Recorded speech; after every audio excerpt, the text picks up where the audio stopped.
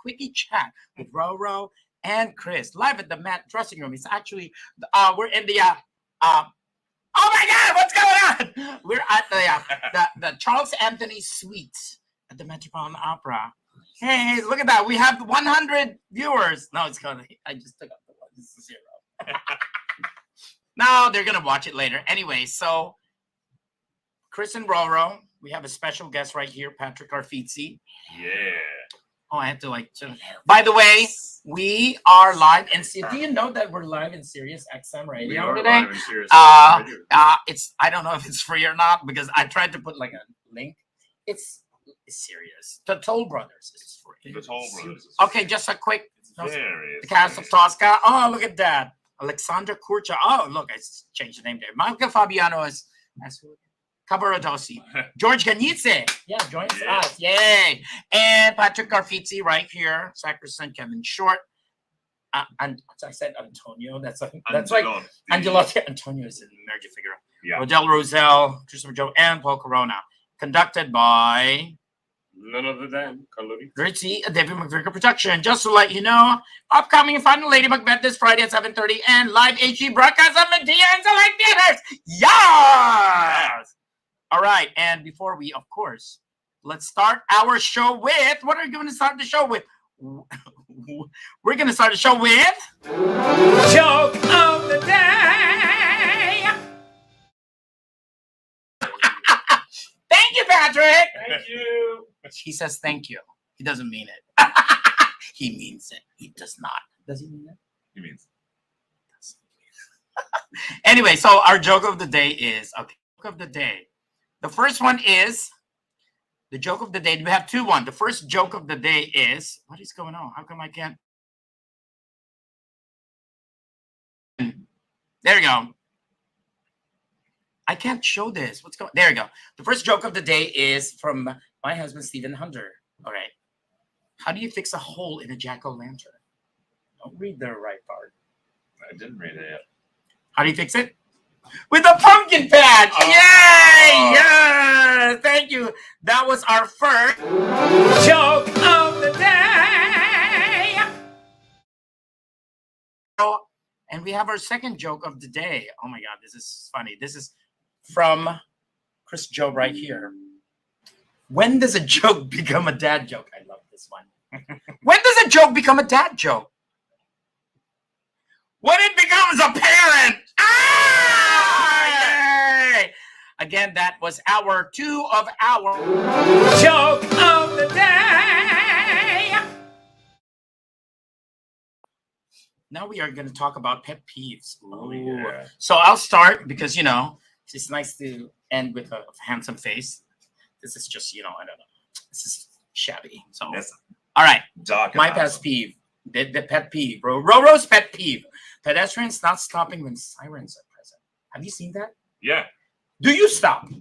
Yeah, I stop. Are you sure you stop? I always look because I always stop because, and you know, we stop. First of all, we stop. Doesn't matter. You stop. Where is it coming from? Right? Yeah. I've seen, especially in New York. I mean, I love, you know, working here in New York, but especially in New York because everyone's just like, you know, there's no rule in crossing the street or bike or wrong way. But I've seen so many times, and we know this, and it doesn't matter where you live. You always hear sirens. And you see all these sirens from ambulances and fire trucks. And you see people like, there you go. It's coming from here, and you see people crossing the street, running, trying to beat the ambulance that's going that way. And I'm like, are you kidding me? I mean, I hustle if it's a couple blocks away. If you could see it a couple blocks away. Well, that's the thing. I'll hustle but, across. Oh, no. It was like, you know, already on the, you know, within the distance right there. Mm-hmm. And these ambulances are slow because there's a lot of cars in New York. So they're slow, but then I know they're slow and they're thinking, oh, they're running slow. They're driving slow. So I can run in front of it. It's like, you do not run if you already can see it. So clear. Anyway, that's a pet peeve of mine. Sometimes I do shout. Like, I do shout at them. It's like, stop walking. I actually do that sometimes. But more like, stop walking. Anyway. Oh my God, before we go to the next one. Oh, look at that. Daniel Samegi says, hi, boys. See, we're still boys. All right, now, what is Chris's pet peeve? verbs not agreeing. I want to know more about this. Like, give us an example. I watch a lot of sports, and they frequently will say things like, there's no excuses. There are no excuses. There are no excuses for poor grammar. There you go. Oh, so that kind of thing. There's no excuses. For me, I think a slight pet peeve with that is, oh my God, if I was there, that's a big thing, because now we're getting more onto the intelligent part. It's like, if you were I, pretty much how it's supposed to be. Yeah. Not if you were me. If me were you, because you can't say if me were you. If you can't interchange those with those verbs, then you don't say if you were me. It's like, no, if you were her, it's like, no, if you were she. And it sounds weird because we American English didn't grow up with that. But if you said that in London, then 15 minutes. then it's 15 minutes until the show. See, now we have, it's like, see that? So we only have 4 minutes left because we're doing a 10-minute today, so that we can like get ready. Anyway, yeah. Anything else? Like, you know, I mean, we can't give out our. We're gonna do more pet peeves next week. That's why next. Oh, time. we're not going to give all of them. No, we're not gonna give all of them. It's like, you know, it's a short thing. So just think about that. So when you hear, like I said, so first one is when you hear sirens, just stop and then see if it's far away, cross. But if you know it's clear, don't cross. Don't you know? Just don't go. Just stop. And then. This is more like, oh, they have to even study more for this because they have to know good grammar. Yeah, it's weird because it's the same thing as there's like a line, because if I'm gonna speak Spanish, I want to speak proper Spanish. That's why a lot of people hesitate speaking Spanish. They're like, oh, is my tense right? This, but you get corrected. But so it's the same thing. It's like in English, it's like, oh, we can be forgiving, but like what you said in sports, so that's not a regular person. It's broadcasting. Yeah. Right, in sports. So they were hired to announce, like, is that what you're talking about in sports? No, but it's not for the announcers. It's usually the coaches and people like that. It's just sort of become a thing in sports to make the verbs disagree. And I mean, not like, don't even talk about double negatives. That's just, you know, normal now. We got that from Yogi Berra. Hey, boo boo. I think that's the only thing I know about that. Oh my God! So I'm gonna show you a clip. Oh wait. We gotta hide this banner now. So brand. Okay, so we're gonna listen to this. All right, and then you ready for this? This is so cool. So I found this. This is a clip from who's that? Franco Corelli singing Elucevan. Oh yeah. Are you ready? Show. Yeah, you did. Yeah. And then we're gonna listen to it again for everyone watching there.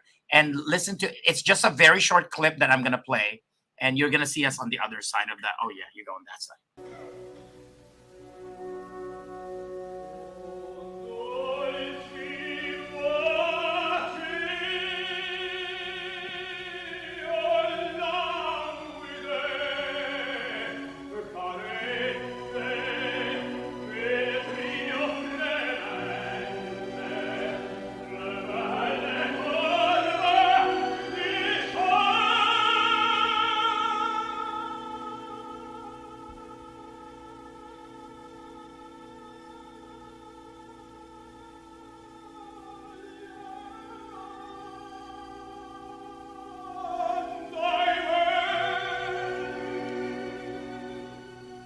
That's the only thing we're gonna.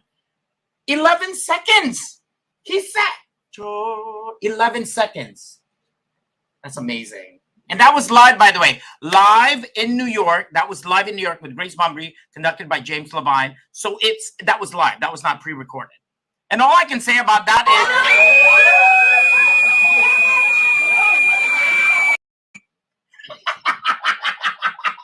is you didn't see that coming, yeah.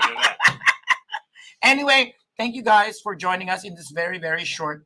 That's why it's a quickie. Bro-Job. Quickie. Anyway, join us again. When is our next show? When is our next show?